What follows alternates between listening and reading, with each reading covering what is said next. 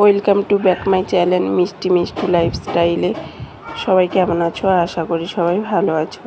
তো আজকে ইলিশ ভাপা বানালাম মিষ্টি মায়ের জন্য, তাই ভাবলাম তোমাদের সাথেও শেয়ার করি। তো ইলিশ ভাপা বানানোর জন্য প্রথমে মাছ নিয়ে নিয়েছি, তারপরে সাদা সর্ষে কালো সর্ষে একসাথে বেটে নিয়ে নিয়েছি। দিয়ে দিলাম হলুদ গুঁড়ো আর নুন। আর সর্ষে ইলিশ ভাপা বানানোর জন্য অবশ্যই সরিষার তেল লাগবে। দিয়ে দিলাম সরিষার তেল, দিয়ে ভালো করে মাছগুলোকে মাখিয়ে নিলাম। তো বর্ষা মানেই তো ইলিশ মাছ, এটা সবাই জানো।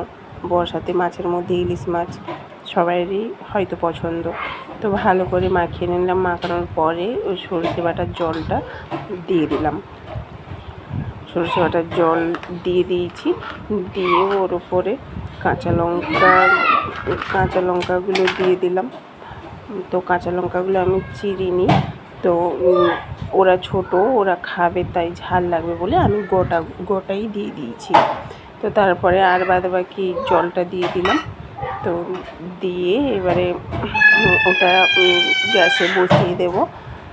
তো আবার ও সব কিছু কমপ্লিট পরে আবার আমি তেল দিয়ে দিলাম একটু। তো ফাইনালি তেল দিয়ে একেবারে রেডি হয়ে গেছে।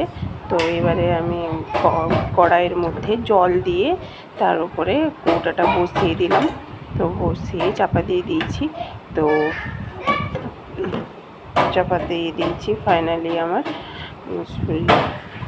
ইলিশ ভাপা রেডি হয়ে গেল। তো দেখো বন্ধুরা, কেমন হয়েছে অবশ্যই তোমরা জানিও। তো মিষ্টি মায়ের স্পেশাল খাবার আজকে দুপুরের ইলিশ ভাপা। বাই। ভিডিওটা ভালো লাগলে সাবস্ক্রাইব